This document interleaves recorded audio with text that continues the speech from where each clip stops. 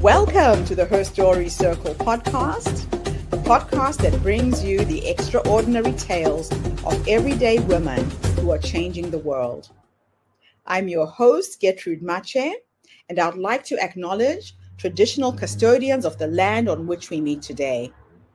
I also like to pay my respects to elders, past, present, and emerging. Every week, we dive into the lives, challenges, and triumphs of women from all four corners of the globe. We're here to inspire, enlighten, and connect, sharing stories that uplift and empower. So grab a cup of coffee, settle in, and join us as we explore the incredible journeys of women shaping our future. This is Her Story, where every woman's voice matters.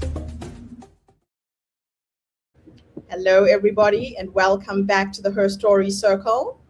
This is Gertrude Mache here in beautiful Melbourne, Australia. And today I am graced with the presence of yet another fascinating young woman. Welcome, welcome, welcome to our tribe. Please tell everybody your full name, where you're based, and share your story with us today.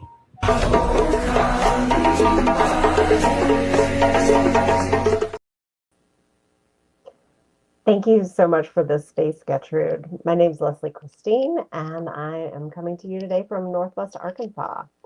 And my story, the part that I'm going to share today, really begins about 10 years ago in 2015.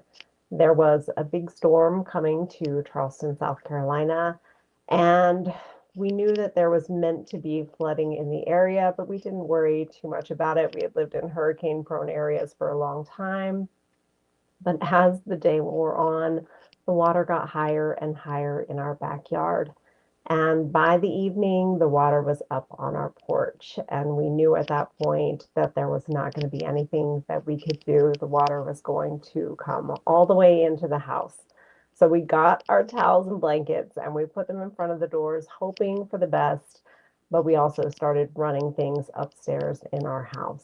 And the water did begin to spill in through the doors as we ran the stuff that was the most important to us upstairs as quickly as we could. We were really grateful that we had a second floor to put things on and for our children and our dogs to be at while we did this. And we just hoped that the water wouldn't go so high as to mean that we had to leave the house. By a couple of hours, it was maybe a few hours that the water was coming in, and eventually it did stop, and then it started to recede. But what we were left with was an aftermath that was quite a challenge. It was one of the biggest challenges I've ever been through. Pretty soon after the flood, we found out that there was black mold growing in our house and we were going to have to move out. It wasn't a house that we owned, it was a rental, but we had to find a new place to live. And we were in an area that had just received a 1,000-year flood. And so many people were having to find new places to live. And eventually we did find a place to land, but we decided that something was going to change about our lives. Something about that flood broke something inside of me open a little bit and made me willing to do some things I hadn't been willing to do before.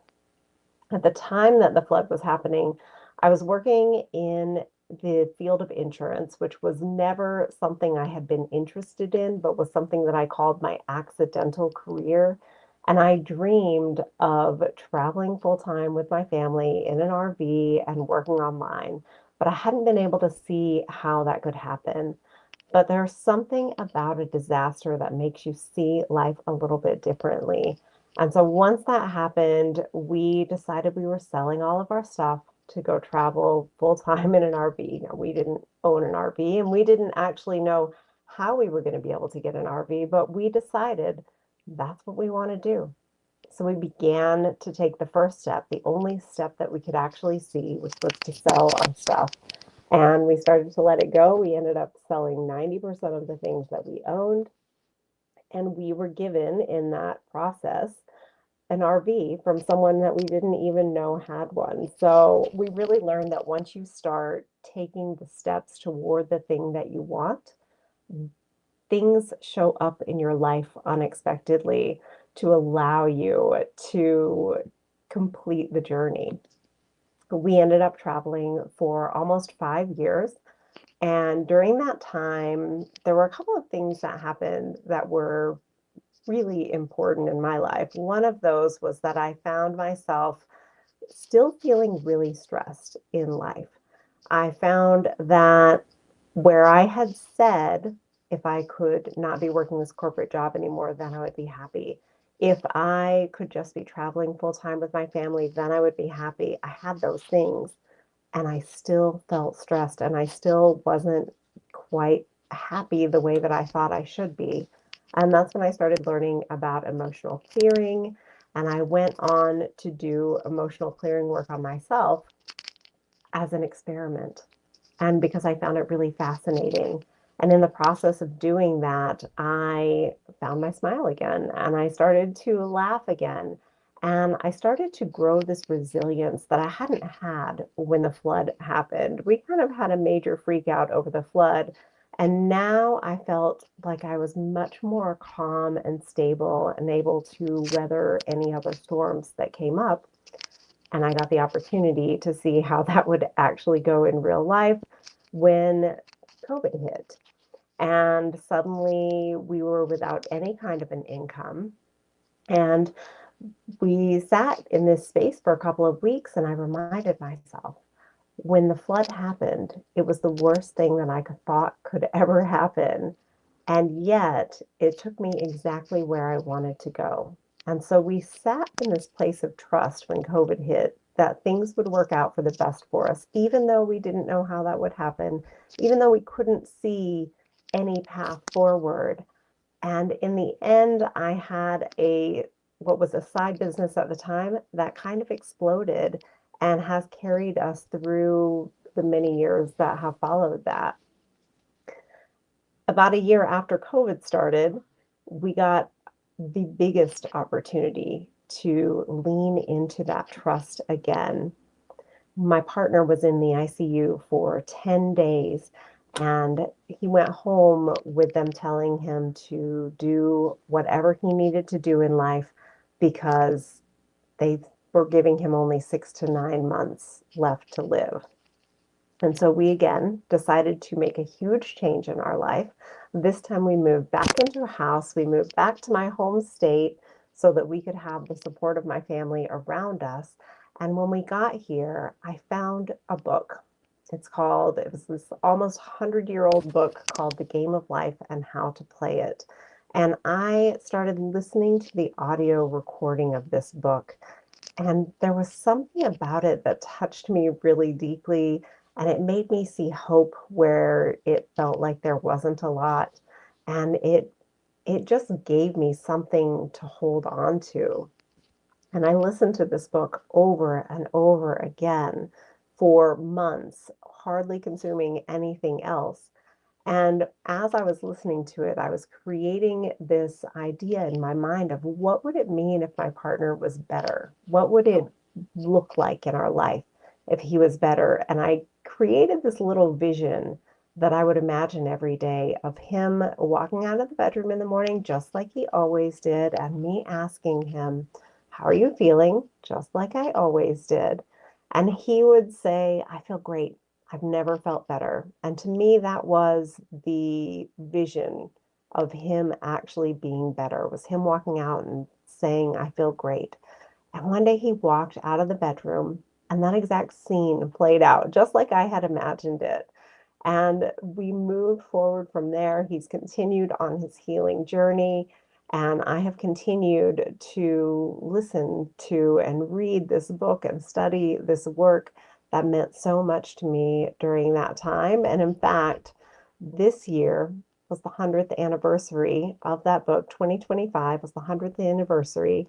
And I decided to publish my own version of that book. So I took the book and I added embodiment exercises and journaling prompts and things that I had done while we went through these challenges that had really changed my life and made everything just work better. And so my aim is, of course, to live the game of life a little bit better, but always leaning into that trust. Leslie, your story is absolutely incredible. They say that the only constant in life is change. And it sounds to me you have really harnessed how to dance with life when it throws you all of these curveballs. But I want to know if you could take us back to that night of the flood. What was happening inside of you as that water rose?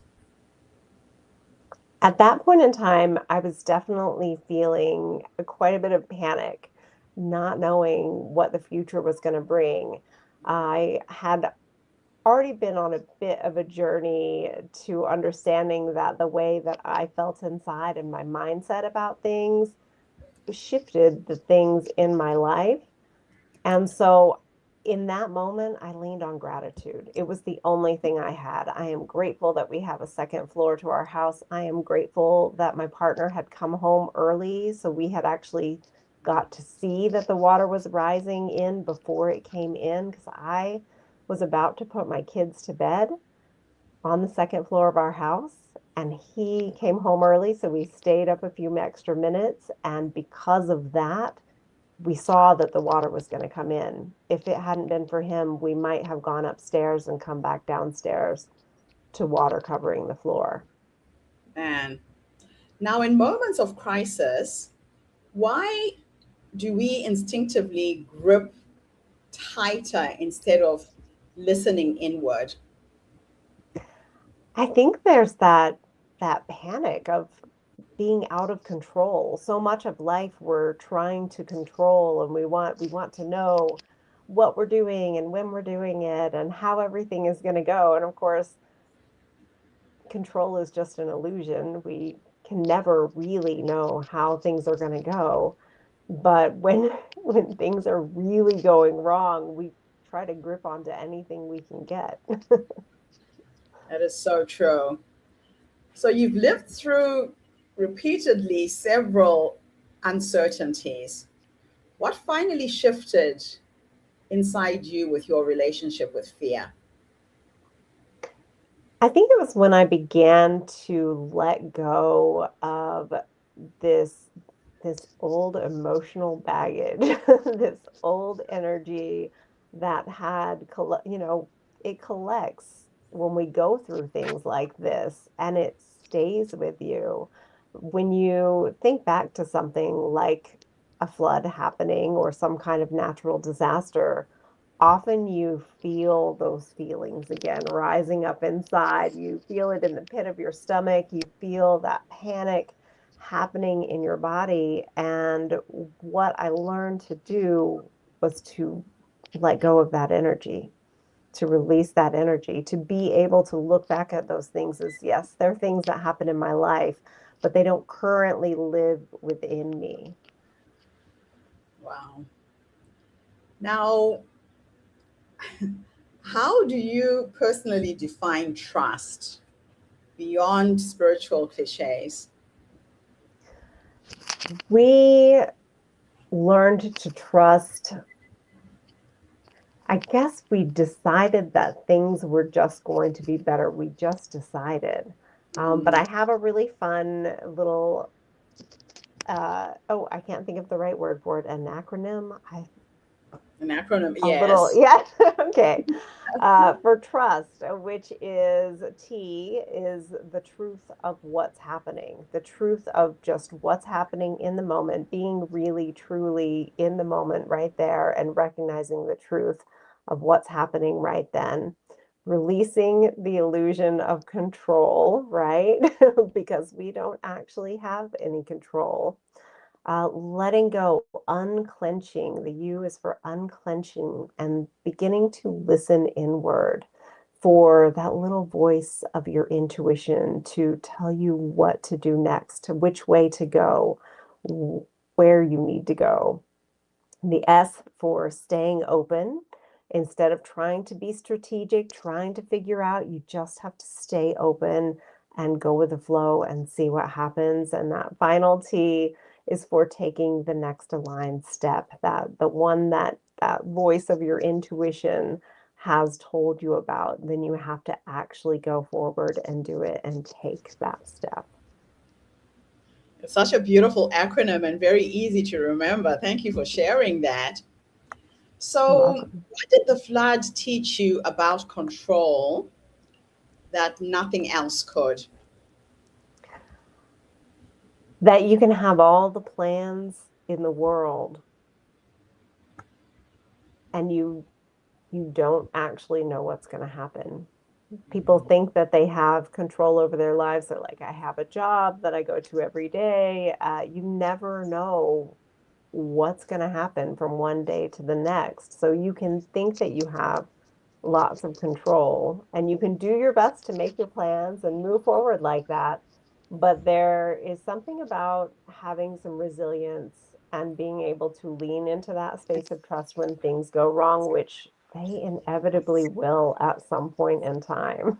Not that we want them to go wrong, but we know it's going to happen at some point in time. So leaning into trust when it does and just taking that next step, whatever your intuition tells you to take. Now, was there a particular moment when you realized that life wasn't punishing you, but it was redirecting you? Yes. In fact, I like to say it was on a random Tuesday morning, just because it's a day where in the pre-flood life, I would have been sitting in a cubicle with no windows, hating my job, wishing that I had a different life. And instead, I found myself sitting out in the mountains in Arizona, outside of my RV with the sun shining down. And I realized this is because of the flood. That thing that I didn't want to happen, that thing that I thought was the worst thing that could possibly happen and that I wouldn't ever wish on anybody else, brought me to exactly what I wanted in life. And now I have to be grateful for it. And I realized I wouldn't take that back. And that really helped me as I looked at the challenges that came after. I went, if the flood gave me exactly what I wanted, I'm going to go ahead and expect that this new challenge is going to bring me something even better. I love that. It's so lovely when you kind of figure things out, right? It was Now, really helpful. when we first spoke, you told me you spoke about trust as an active practice. What does that look like in real life? I think it's knowing that you don't have control, trusting that the path is going to unfold in front of you, and stepping forward onto that path, even when it feels scary, because sometimes it feels scary. And I think a lot of people will sit in a life that they don't like, which is kind of what I had been doing for a while before the flood. Yes. And they will not move forward into the thing that they want because they don't trust that it could possibly happen for them or that things could go the way they want them to. So actually letting trust move you into the life that you really want. Now, how do women begin trusting themselves after loss or instability? It's not an easy thing to do when you feel like everything is falling apart. It's not. I think that one of the biggest things is to look back for your own instances in life where you have been able to trust in something and things worked out for you. I think most of us actually have those, even if we haven't recognized them yet, that we can find those moments where something they seem almost magical. It seems like these huge coincidences. And how could this have ever happened like that? If we start paying more attention and seeing that those actually happen often and to regular people, and then we can use that as our evidence going forward. And I think sometimes we also have to do an audit of the things that have gone right in your life that have surprised you. I sometimes just make notes and I trace back the village where I was born with no electricity, no running water, moving to the other side of the world with three children and $500, and everything worked out. But at the time, it felt so uncertain. So taking an audit of the things that have gone right in your life and how it unfolded, I think, is a good reminder too. Absolutely. Absolutely. Because those things, everything that you went through brought you to where you are today. And look at the beautiful place that you are today. Yeah, so true. I was saying to somebody the other day, I'm inside the dream that I had 25 years ago. I'm inside it right now, but we forget to look back. Journaling also helps you reflect. So, why do you think women, especially in midlife, struggle with uncertainty more than we admit? I think it's because of we have lived so much life. By the time we hit midlife, it's like we've had all these different lives that we've lived. And often we have all these roles that where we're responsible for other people, whether we're raising kids, whether we worked in a job we didn't like. We have had all of these different roles, and sometimes they can start to define us rather than us defining ourselves. Mhm. My job in the insurance industry kind of did a number on my creativity and on my self-trust and on just my belief in myself. As a kid, I had great big dreams and a whole lot of gumption to go out and get them. But, I had some experiences where I felt like life beat me down a little bit, and I let that define me rather than taking my own power back and defining my own life. Now, how did COVID and health challenges deepen or test your philosophy of life?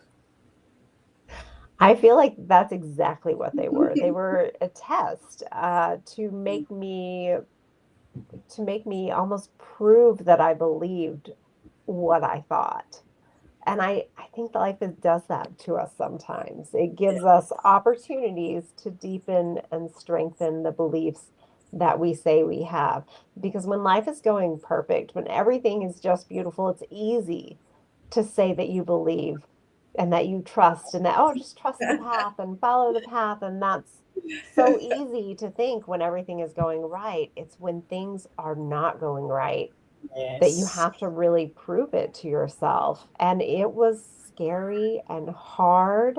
And I probably said to myself 1,000 times a day, I trust that this is going to lead us to something better. And I just kept using that as kind of a mantra during that time when I Uh, would feel that fear in the pit of my stomach, because what else did I have? I didn't have anything. That was all there was to lean on. I trusted that this is leading us to something better.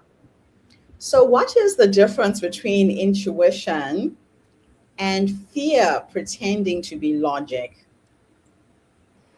I think that intuition, I think of intuition a little bit as like the voice of God, that's your divine guidance is your intuition. And it feels light and it feels right and it probably feels a little bit scary. It probably feels scary in a way that you might go, oh, I can't do that. Yeah. But I think fear it tends to make us smaller and feel very rational and feel very like I'm trying to do the safest thing I possibly can.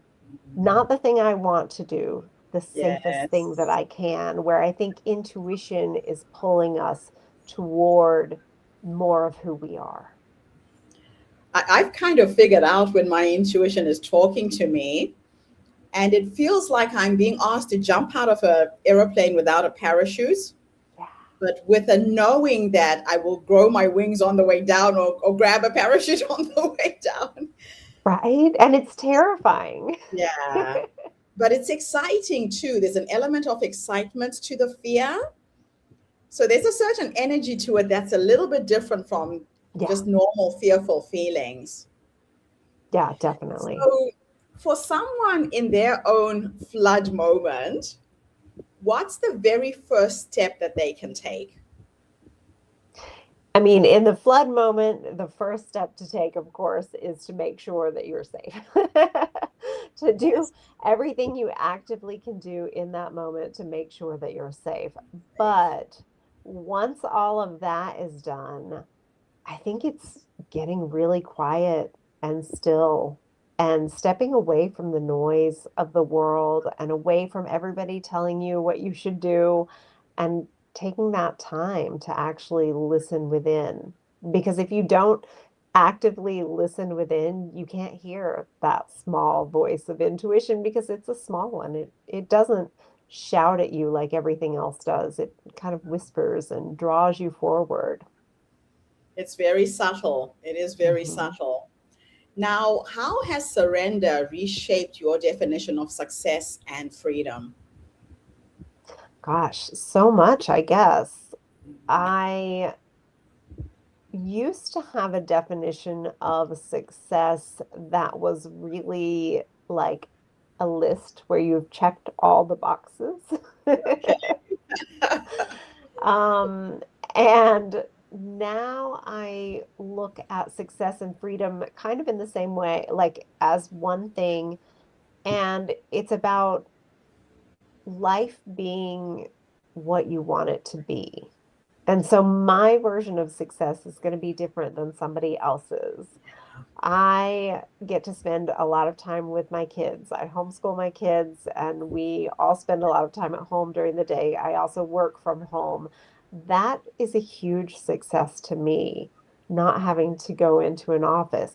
Other people would love something different. So it's not about what what the world says success is. I think we Yeah. really have to define it for ourselves and then not get distracted by all the noise out there that says you need this, you need this, you want this. You have to know what you want and work toward what you want and continue to listen inward and not listen to what the world is telling you.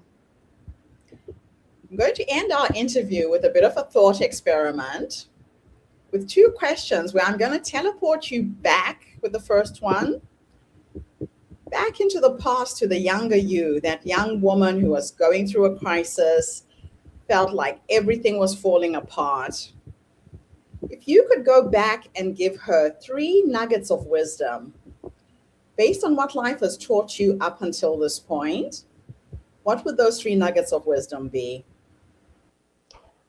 A big one is that the challenges that you are facing are not meant to break you. They're actually meant to strengthen you and grow you. And that by going through them, you will find that they bring about often the biggest blessings in your life. So head into those challenges like head first, like go into them and move all the way through them to trust yourself and listen inside and to follow your own wisdom. Of course, listen to those that you trust and take guidance from other people, but the final word is your own and it comes from inside of you.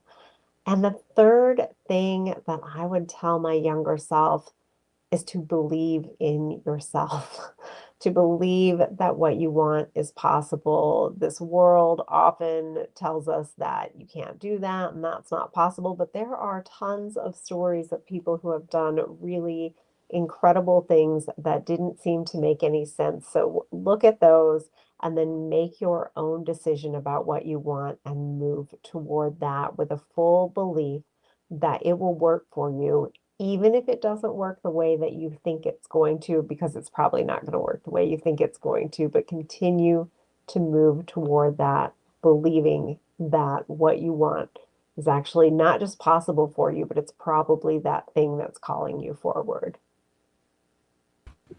Absolutely beautiful. Last question. I'm going to teleport you into the future this time. And we are going to go and sit with a 90-year-old you, this wise woman who has led you up until that point. What will you say to the wise you when you finally meet her? As a me sitting where I am speaking to the older version of me, I will say, tell me what you know. Tell me about the moments that were the most important to you. I wouldn't even want to say so much to her. I would just want to listen to her and have her tell me about what life was like and how she got there. Well, I think you would just have to thank her for guiding you there because she's been that whisper in your ear, right? All this, Yeah. she already told you. And that's the reason why I like to ask this question, Lesley, because a lot of women don't realize that the wise woman is already in us. She is that quiet voice that guides us, that whispers, but a lot of times we look outside of ourselves for answers, for solutions, and we forget to go within. So thank you for trusting your wise woman and living this magical life. And now you've written a book that is helping and guiding other people to do the same. Where can people buy your book? It's available on Amazon. It's The Game of Life and How to Play It. It is a 100th anniversary edition of the Florence Scovel Shinn book, and it is listed as The Game of Life and How to Play It, expanded with commentary and guided practices. And I'm actually have a group on school that is called Living the Game of Life, where we'll be doing a book study there. It's a free group. Anyone is welcome to join and come and go through the book with me. Absolutely fantastic. Well, thank you so much for coming online and sharing your story with our community today. It's always magical to see people who are living on purpose, divinely guided, and living fulfilled lives. Absolutely wonderful. Thank you And so thank much for having me today. and thank you to everybody who tuned in. The Her Story Circle is not just a podcast. We're a social impact movement that brings you the stories and voices of women from all over the world. We share our stories to uplift you, to inspire you, to energize you, but most importantly, to take you from where you are now to where you're trying to go. So if you are a woman who is in the middle of her flood, middle of her storm, here's a resource that can help you get grounded, to realize that when things are falling apart, they're just falling into place. So enjoy the ride, go with that wave, and see where it takes you. I'll be back again tomorrow, everybody, with yet another amazing guest. In the meantime, have a fantastic day, morning, or evening, wherever you are in the world. And Lesley, thanks again for the interview. Thank you. Bye for now, everybody. Bye. Thank you for tuning into the Her Story Circle podcast. I hope today's story has inspired you to believe in the power of our stories and the difference you can make in the world when you use your voice. I'm Gertrude Mache, and it's been an honor to share this space with you, where voices from all walks of life come together to weave a rich tapestry of diverse perspectives. Don't forget to subscribe, rate, and review our podcast to help us share these stories with more listeners. Follow us on social media by looking for the Her Story Circle podcast for more updates. And join us tomorrow for another episode filled with courage, resilience, and empowerment. Remember, your story matters, and together we're building a stronger, more inclusive world. Until next time, keep making her story. Thank you so